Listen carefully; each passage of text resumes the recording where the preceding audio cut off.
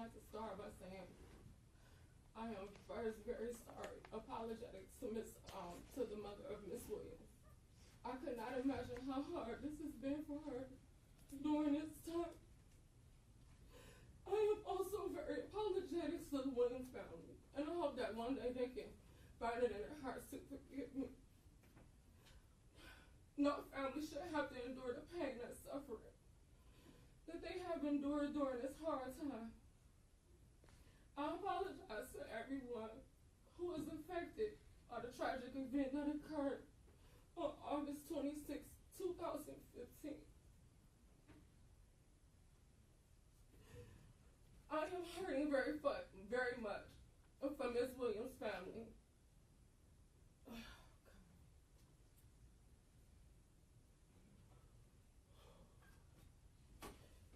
For Miss Williams' mother and her family.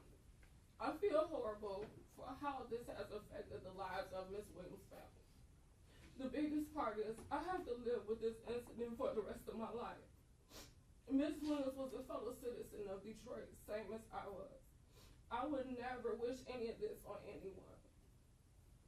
I am very remorseful in the passing of Miss Williams and will continue to be for the rest of my life. This is a very sensitive situation for me, and I will always be emotional about it as well. My first 2.5 months being here, I cried every day for Miss Williams and her family. I have accepted my share of responsibility for things that has occurred. I have been taught that everything you do has a consequence, whether if it's good or bad. For every action, there's a reaction. For every cause, there's an effect. A fact is a fact that no matter how you may try to change it, it will remain the same. And everyone has choices to do anything they choose to do, whether if it's right or wrong.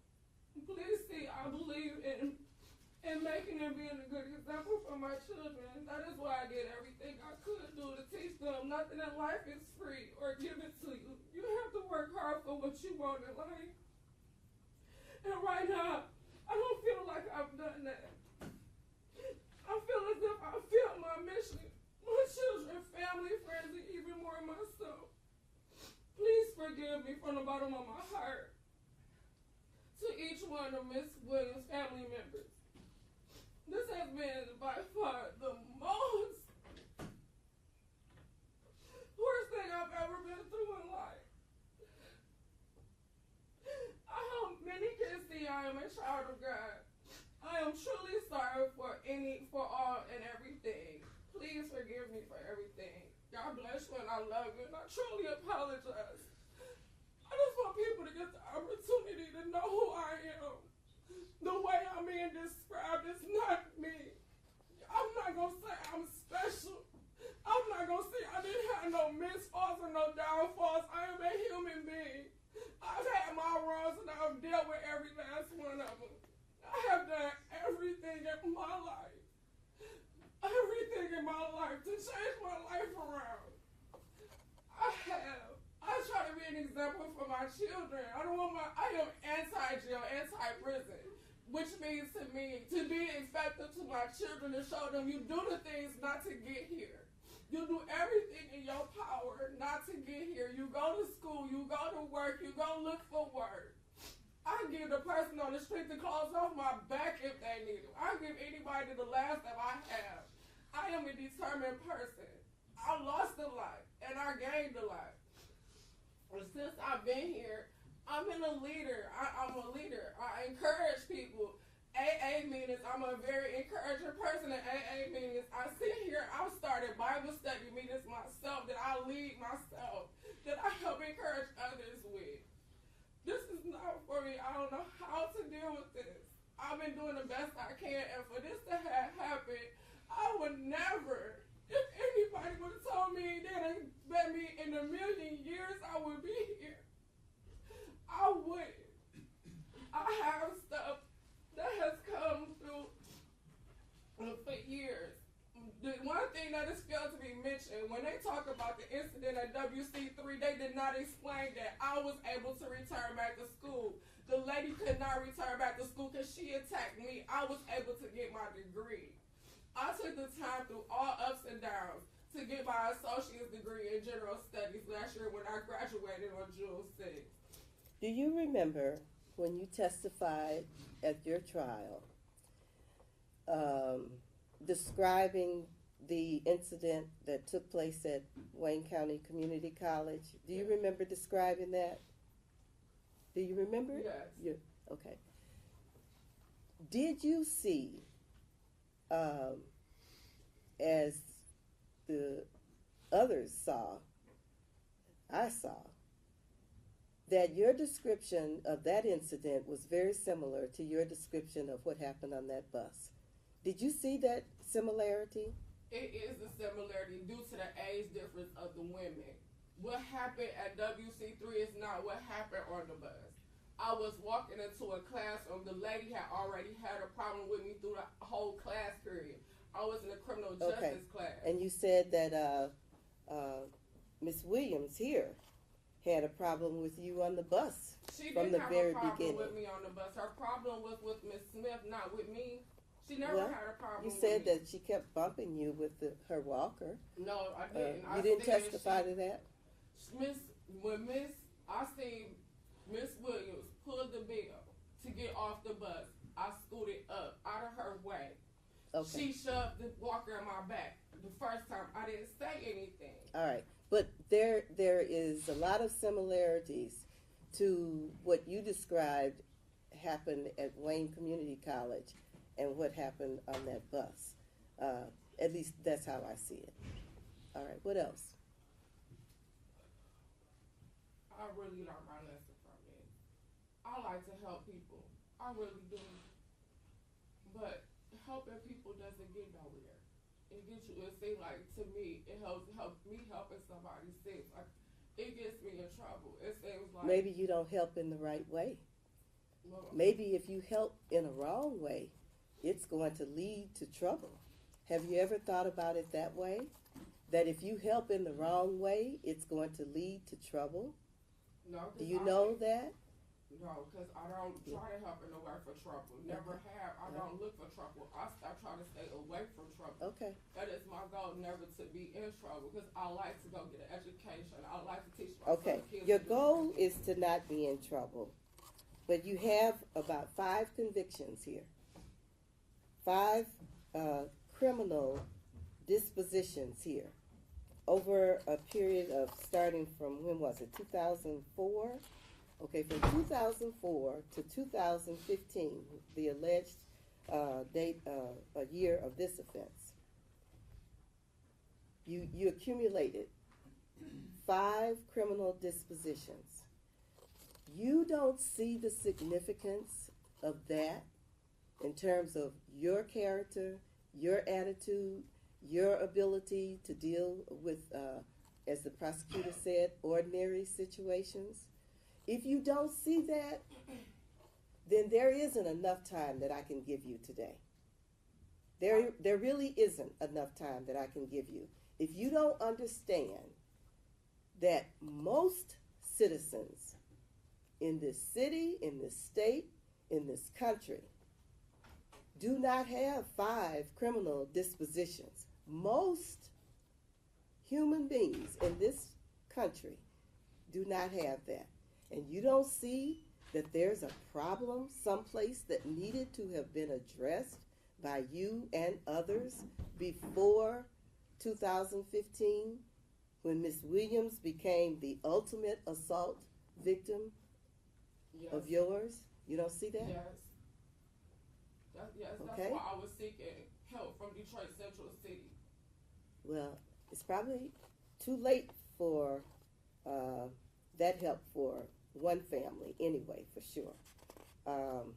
We'll see what happens in the future. What else do you have to say?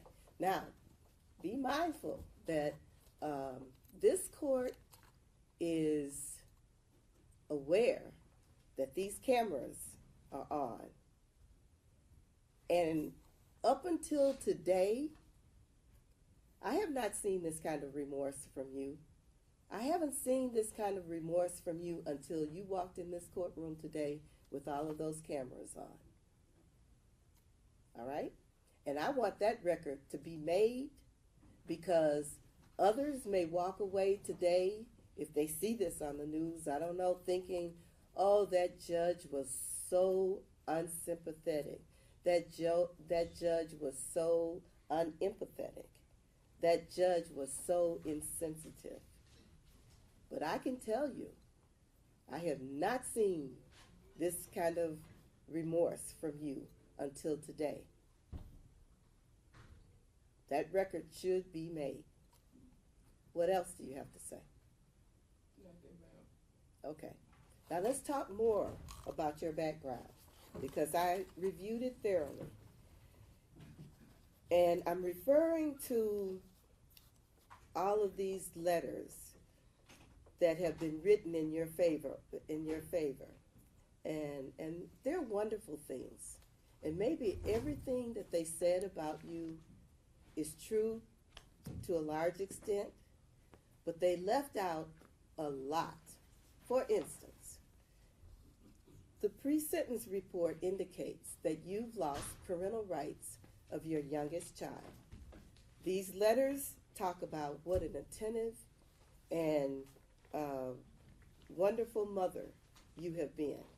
Now, I don't know what the background of that is, but I know that it takes a lot for a person to lose parental rights of a child. That takes quite a bit. Now, that's what this pre-sentence report says. I'm going to give you time to respond to all of this. All right. Secondly, and we've talked about it a lot, and that's your criminal history.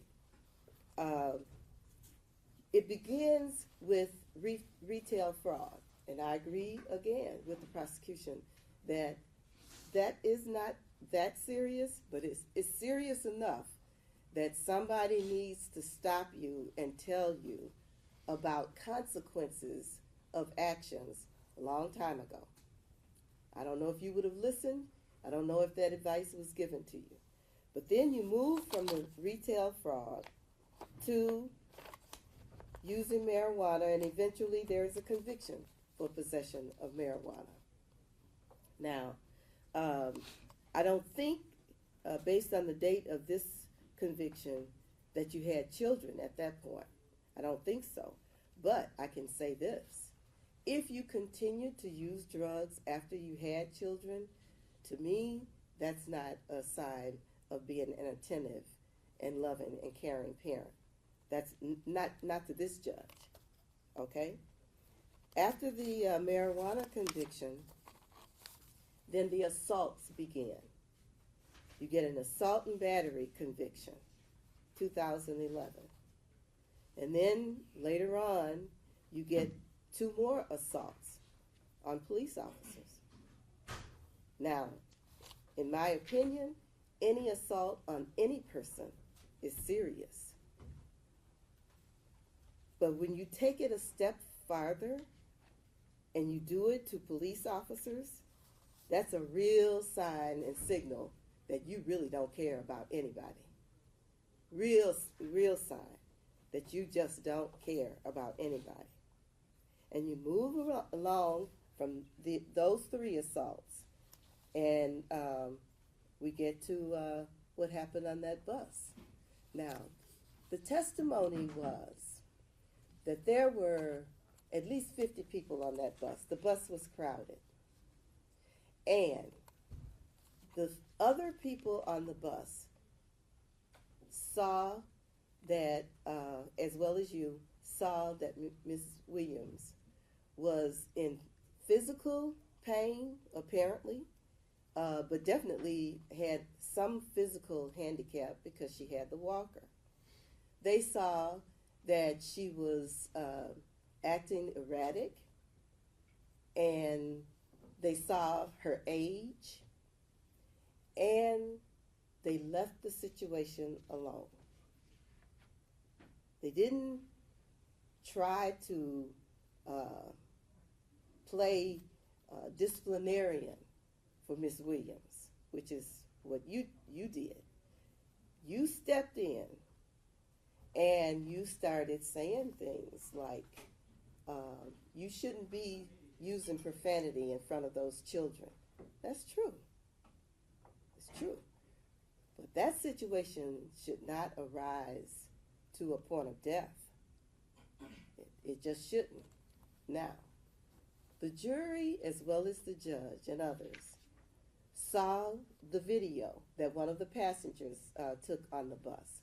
And my feeling during the trial was that that passenger really wishes that he had not taken that video.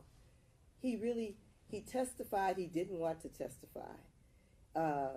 He was sorry, I think, that he did just that much because he didn't want to be here. But eventually he testified.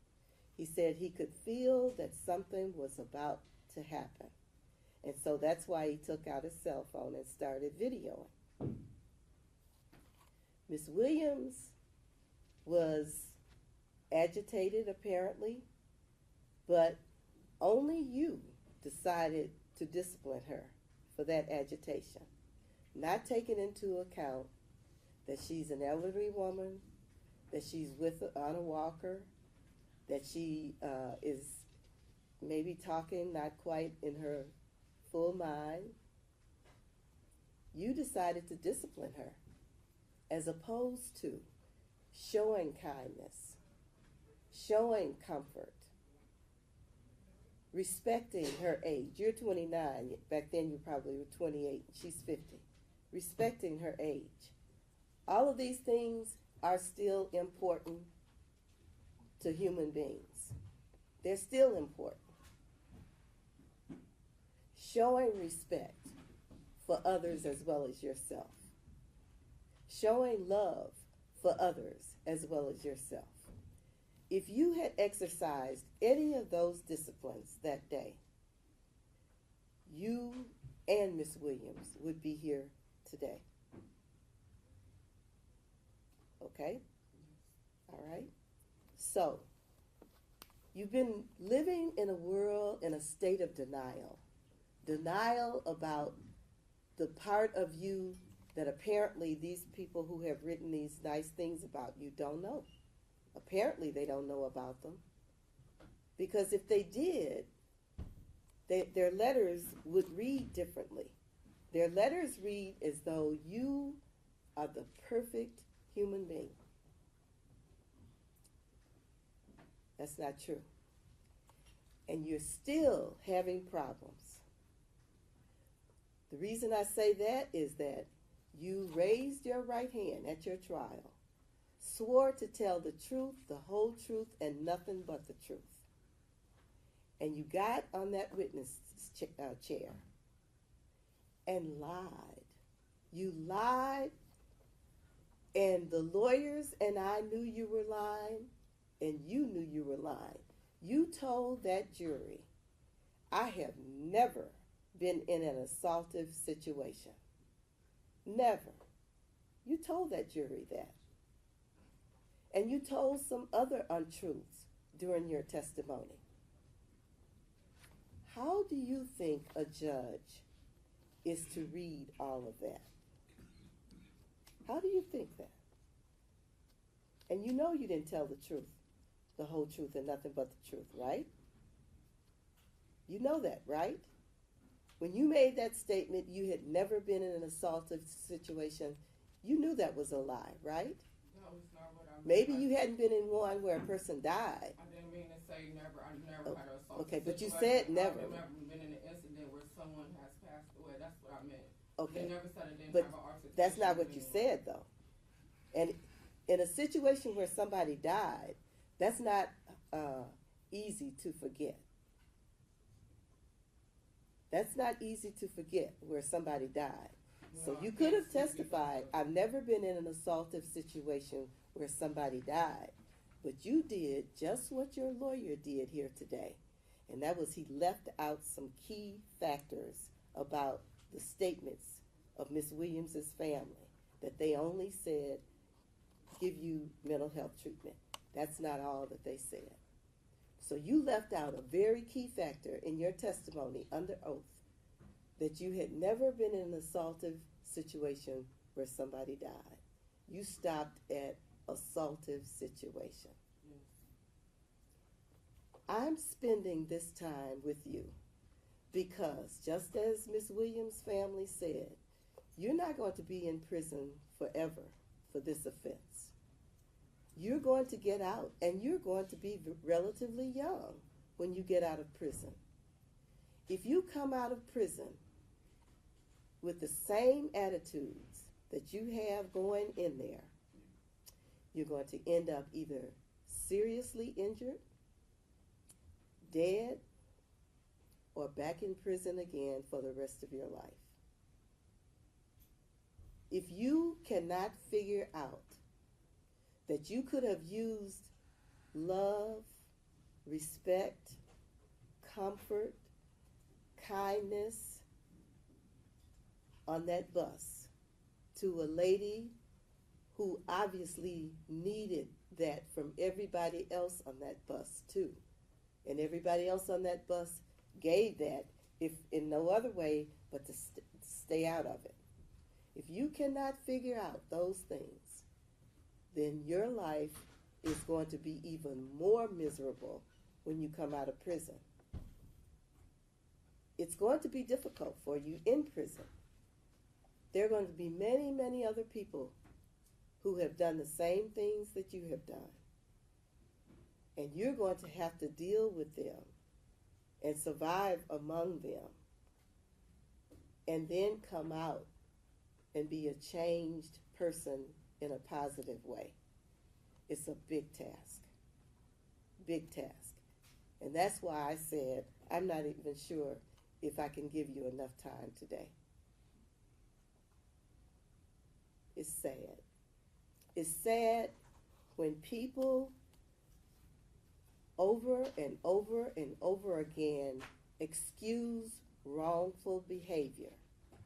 It's sad when people cannot understand that love, respect, patience, comfort, kindness works better for everybody. Sad.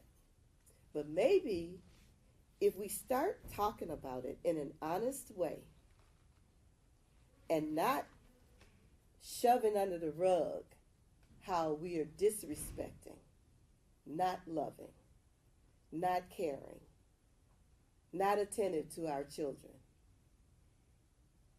Maybe if we start talking about those things in an honest to goodness way, things may start changing. But as long as we're giving excuses and putting the excuses on other people for our wrongdoing, it's going to be just as bad as it is and worse.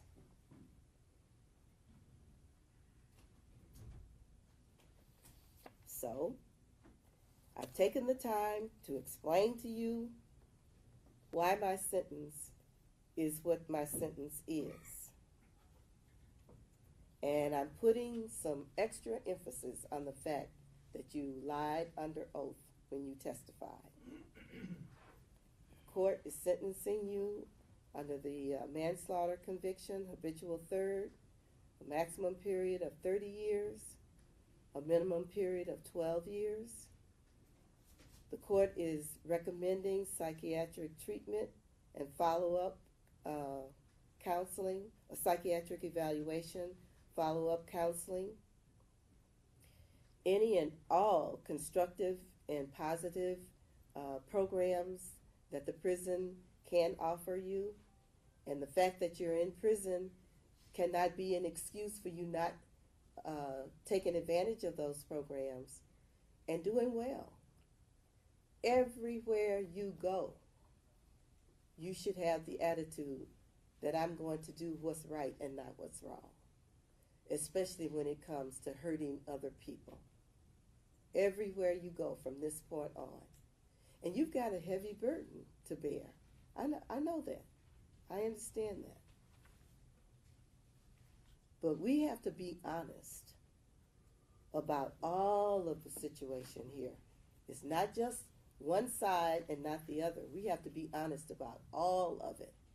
And if we ignore the criminal record and we ignore the fact that you haven't expressed this kind of remorse until today, and so I'm not sure what that is, how real it is. If we ignore all of that, your situation is not going to get better. And I just hope that there won't be another victim like Miss Williams.